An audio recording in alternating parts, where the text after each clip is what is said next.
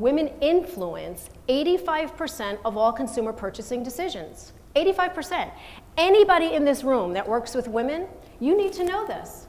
If you are a woman, if you are a man, it doesn't matter if you're selling to women, if you're trying to convince women, 85% of all consumer purchasing decisions are made by women. So it makes sense that you know how to communicate with women, doesn't it? Now, the third and final venue we'll discuss for finding women is online. Now, multiple studies show that more women are online than men, and that number is growing. Women stay online longer than their male counterparts. They share information online far more than men do, and they participate in discussions and reviews much more often. Now, this behavior reflects what I said earlier about women being relational while men are more transactional. Men tend to get online, find what they want, gather information, and sign off. Women, on the other hand, are online looking for information, chatting with others, reading and developing opinions about your company, and more importantly, they're sharing those opinions with more contacts than male counterparts. And women spend an average of 5.5 hours a day online. Judy is really easy to listen to. She relates to the audience. She's got just enough humor that it keeps your interest, but she's hitting you with a lot of information that just makes sense. She clearly knows her information, and her delivery is impeccable. So I think she's great. I loved it. I mean, it was not only inspirational, but it was uplifting. That doesn't mean that we agree with you.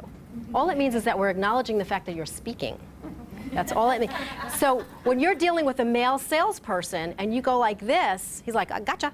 Why do you think it's important to know how to sell to women? Well, women make up 85% of all consumer purchasing decisions. So if you don't know how to sell to women, you're going to lose. And they also dress their men too. Absolutely. So that really, and how does it carry over into their professional lives, would you say? It's all about communication. If you learn how to talk, how men can talk to women and how women can talk to men, imagine how incredible and how cohesive your team would be, your department would be, your company would be. So I want to talk about this with author and gender expert Judy Hoberman. Judy, we're so glad you're with us. Why is it that men and women view elections so differently?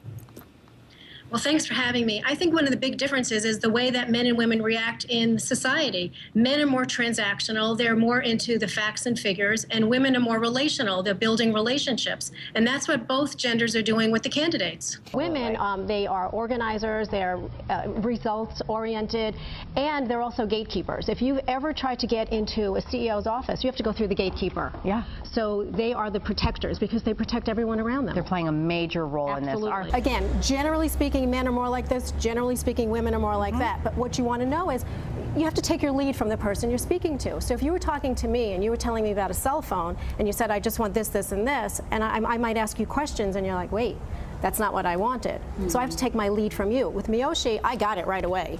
So we know we're connecting, we're building a relationship. All right, well, this is fun. Let's do another one.